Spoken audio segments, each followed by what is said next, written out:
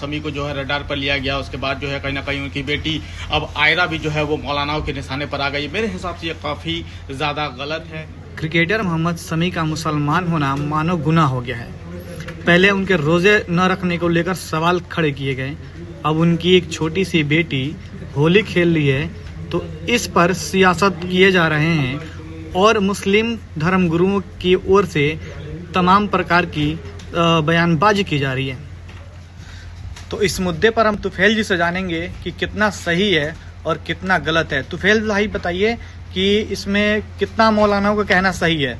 बिल्कुल, जिस तरीके से जो है देखिए आप पहले मोहम्मद शमी को जो है रडार पर लिया गया। उसके बाद जो है कहीं ना कहीं उनकी बेटी अब आयरा भी जो है वो मौलानाओं के निशाने पर आ गई। मेरे हिसाब से ये काफ़ी ज़्यादा गलत है। हालांकि उन्होंने शरीयत का हवाला दिया है, यानी कि इस्लाम का हवाला दिया है और कहा है कि शरीयत में जो है होली खेलना हराम है, यानी कि गुनाह का रूप है। लेकिन अभी वो बच्ची है, उसे नहीं पता है। जिस तरीके से जो है वो अभी 10 साल 12 साल की बच्ची है या 8 साल की बच्ची है, अभी उस पर अगर आप सवाल उठाओगे तो उसकी मानसिकता कहीं ना कहीं जो यकीनन तब्दील हो जाएगी, बदलाव होगी मौलानाओं के खिलाफ। और अगर मौलानाओं के खिलाफ अगर जहां से बदलाव होगी तो वो कहीं ना कहीं जो वो भटकेगी। तो मेरे हिसाब से ये पूरी तरीके से गलत है। इस देश में हर इंसान की आज़ादी है, वो कुछ भी खेल सकता है, कुछ भी कर सकता है। दिवाली में पटाखे जला सकता है, होली में रंग खेल सकता है, जिस तरीके से ईद में सवैयां खा सकता है, बकरीद में दूसरे के घर में जाके मुबारकबाद दी जा सकती है। तो मेरे हिसाब से मोहम्मद शमी पे या फिर उनकी बेटी आयरा को इस तरह से मौलानाओं का ट्रोल करना काफ़ी ज़्यादा गलत है।